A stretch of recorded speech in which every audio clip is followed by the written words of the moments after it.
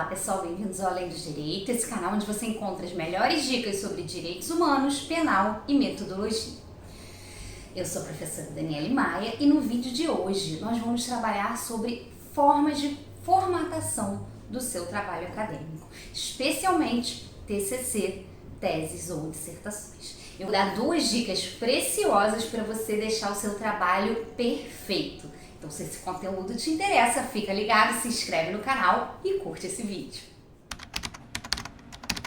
Hoje nós vamos falar sobre duas regras de ouro para a formatação de trabalhos acadêmicos, como o TCC, por exemplo.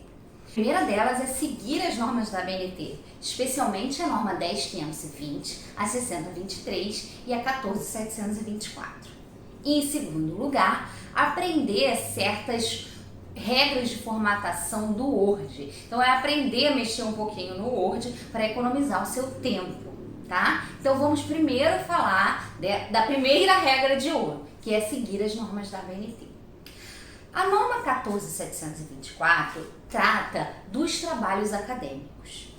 Então, a partir dela, nós vamos ver quais são os elementos obrigatórios, como capa, contracapa, folha de rosto, ficha cartográfica, sumário.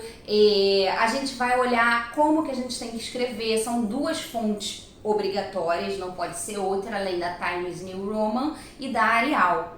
A gente tem que escrever em tamanho 12, com espaçamento 1,5 e alinhamento justificado. Todas essas regras a gente encontra nessa norma da ABNT. A 14.724. A norma 10.520 da ABNT fala das citações. Como que a gente vai fazer as citações ao longo do nosso trabalho? Porque como eu disse num vídeo aqui do nosso canal, que eu vou deixar o link para vocês, o nosso trabalho ele tem que ser um trabalho acadêmico legítimo, então a gente precisa citar as fontes que contribuíram para a formação do nosso raciocínio e citar essas fontes expressamente caso a gente queira. A gente pode fazer uma citação direta ou indireta desses autores, né? A citação direta seria ler o autor e citá-lo expressamente, ou ler um terceiro que fala desse autor e fazer uma referência indireta, uma referência secundária. Essa citação, se ela tiver menos de 3 linhas, eu continuo o meu texto normalmente e coloco a citação entre aspas.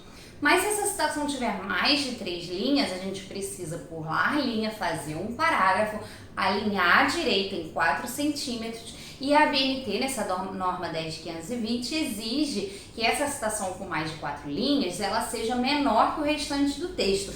Não precisa colocar entre aspas como o outro, ela tem que ser menor. O que eu costumo fazer? Eu costumo deixar com espaçamento 1,5 e colocar na fonte 10 ao invés da fonte 12. Mas você também pode colocar na fonte 11, por exemplo, e colocar um espaçamento simples. Porque o que a ABNT exige é que essa citação com mais de 3 linhas, ela seja menor que o restante do texto, alinhada em 4 centímetros à direita e sem as aspas, como é a citação com menos de 3 linhas. A gente ainda precisa escolher como que a gente vai citar esses autores ao longo do texto. A gente tem 2 sistemas para escolher, o sistema autor-data e o sistema de notas de rodapé. O sistema autor-data é aquele que a gente coloca em maiúsculo o nome do autor, assim que a gente cita, né? Assim que a gente escreve. A gente coloca em maiúsculo o nome do autor, vírgula, ano da obra, vírgula, P ponto e o número da página ou páginas, isso tudo entre parênteses. Se você tiver citado o autor, por exemplo, se você estiver citando o meu livro, Intervenções Humanitárias à Luz da Teoria Crítica dos Direitos Humanos, que está lá disponível pela editora SEI. Então você vai falar, segundo Daniele Maia, aí você não vai precisar colocar o Maia entre parênteses, porque você já citou antes. Então você coloca só o ano da obra, que no caso é 2018, o ano da edição, e vírgula, a página que você está citando.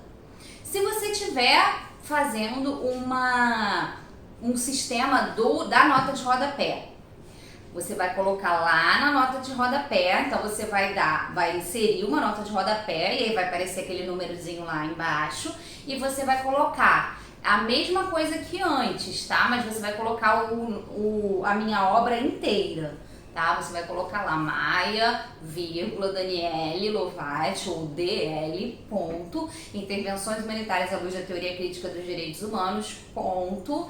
Vai colocar lá a cidade, que agora eu nem me lembro, eu acho que é São Paulo, vírgula, vai colocar editora C, vírgula não, 2 pontos, perdão, vai colocar o local, 2 pontos, editora, vírgula, ano de publicação, ponto, número de páginas, vai botar X páginas P ponto. Mas como você está citando uma página específica, você vai colocar lá a página que você está citando. Esse é o sistema das notas de rodapé, tá? Se você citar essa obra mais de uma vez na mesma folha, você pode colocar um idem ou um ibidem. Idem se você está citando logo abaixo, ibidem se você está citando depois de uma outra referência também na mesma página, tá? Então, se você quiser fazer a nota de rodapé, é assim.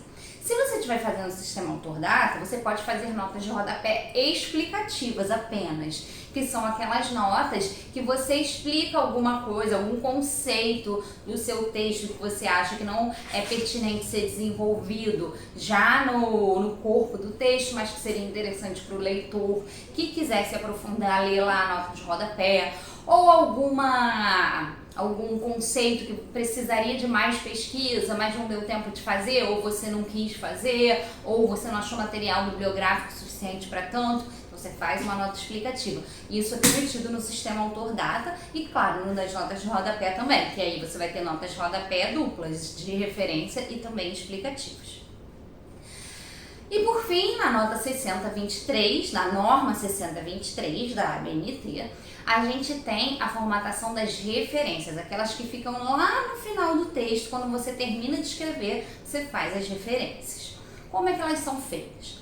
Elas são sempre alinhadas à esquerda, elas têm um espaçamento simples entre uma referência e outra e uma linha em branco entre elas. Então eu escrevo uma referência, pulo linha e aí escrevo a segunda referência. Espaçamento simples, alinhamento à esquerda, a fonte permanece a fonte 12, com a letra, claro, que você resolveu escrever o seu texto todo, a Arial ou a Times New Roman. E como é que eu faço essa referência? Você vai colocar lá em maiúsculo o nome do autor, como eu acabei de explicar para a nota de rodapé. Então, você faz de novo lá embaixo, nome do autor, no meu caso, Maia, vírgula, Daniele Lovati, ponto, ou então DL, ponto. Intervenções humanitárias à luz da teoria crítica dos direitos humanos. O nome do livro vai vir em negrito ou itálico, você vai escolher, a norma permite ambos. Depois você vai colocar o número da edição, vai colocar 22ª, sem precisar do Azinho, 22ª ED ponto, tá? Em minúsculo.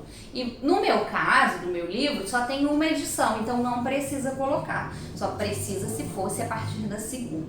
Depois você vai colocar local, né? A cidade, 2 pontos, editora C, vírgula, ano de publicação, 2018. Tô falando do meu livro, tá? Ponto. E aí você vai colocar um número total de páginas, que eu não me lembro de cabeça, mas você vai colocar lá X páginas, né? Sei lá, 200 P ponto. É assim a referência completa. E se tivesse mais de um autor?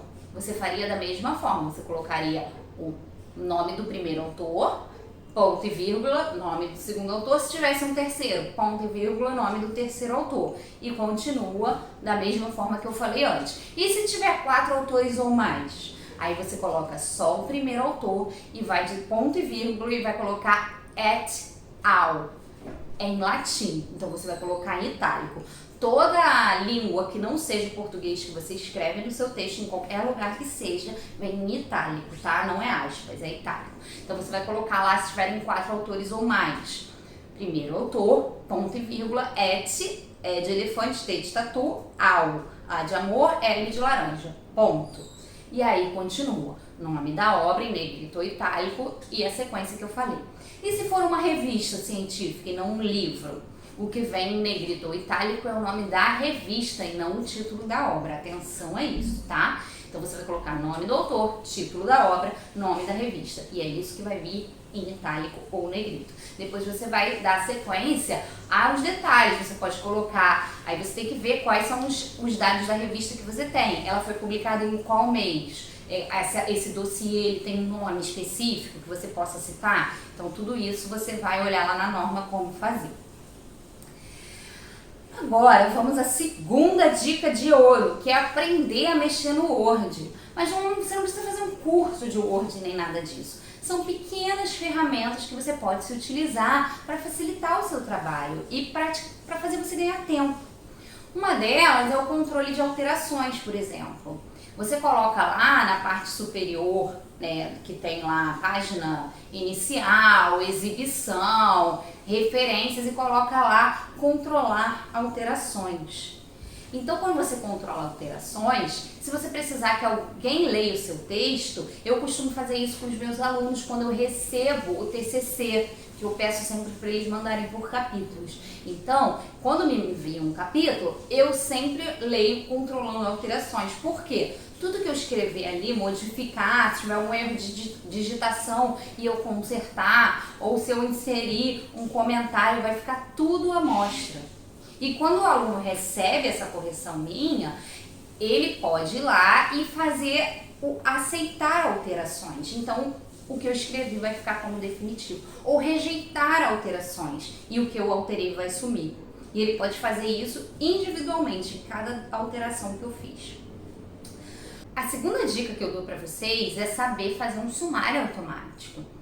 Sabe no canto superior direito lá da sua página do Word que tá assim, título 1, título 2, são os quadradinhos com umas letras diferentes? Então, ali você pode pegar esse título e formatar igualmente com o mesmo título todos os títulos das seções do seu artigo. Então, no capítulo 1, 1.1, 1.2, 1.3, você vai e coloca essa formatação de acordo com esse quadradinho que eu tô te falando. Depois que você terminar, você vai lá na parte de cima do Word, inserir sumário. Então, automaticamente o sumário vai ser inserido com as páginas de cada item e você pode atualizar o sumário automaticamente. Então, se o seu 1.1 foi para a página seguinte, você não vai precisar trocar lá a mão. Ele faz isso por você. Então, é bem interessante você deixar uma formatação pronta também para as referências com mais de 3 linhas, porque aí você só marca e clica ali, não precisa ficar formatando um por um, então poupa bastante tempo do pesquisador. E também a quebra de página. É legal você saber fazer a quebra de página, porque ela é necessária como procedimento prévio para fazer o sumário, e ela é necessária também quando você quer inserir o número de páginas, porque o trabalho acadêmico, especialmente no TCC, dissertação e tese, eles têm que ser numerados. Só que essa numeração, apesar de contar desde a capa, como folha 1, ela só tem que estar explícita, exposta para o leitor a partir da introdução. As páginas anteriores, capa contra capa, sumário, ficha catalográfica, elas não têm a numeração aparente, mas elas são contadas. Então, quando você termina de fazer essa parte inicial com o sumário, você tem que inserir uma quebra de página. E aí, na introdução, você clica lá na parte de cima, insere o número de páginas, mas formata essa inserção para que ela inicie com o número correto. Página 7, página 10, dependendo de quantas páginas você utilizou nesses elementos iniciais obrigatórios, que lista de siglas, abreviaturas, se você resolveu fazer uma dedicatória, agradecimento, tudo isso são páginas que estão antes do texto começar. Então você coloca uma quebra de páginas, contabiliza essas páginas, mas inicia a contagem de acordo com a numeração correta da introdução. Era isso, gente. Espero que vocês tenham gostado dessas 2 dicas de ouro para formatar os seus trabalhos acadêmicos. Caso você tenha muita preguiça de fazer e queira contratar alguém para fazer isso por você, você pode vir falar comigo. Eu faço esse trabalho de formatação das normas da ABNT e essas do Word que eu acabei de falar para vocês. É só me contactar lá no Instagram ou por e-mail. Tá bom? E se vocês gostaram do vídeo, se isso te ajudou, eu peço para vocês curtirem e indicar para seus amigos. A gente se vê no próximo vídeo.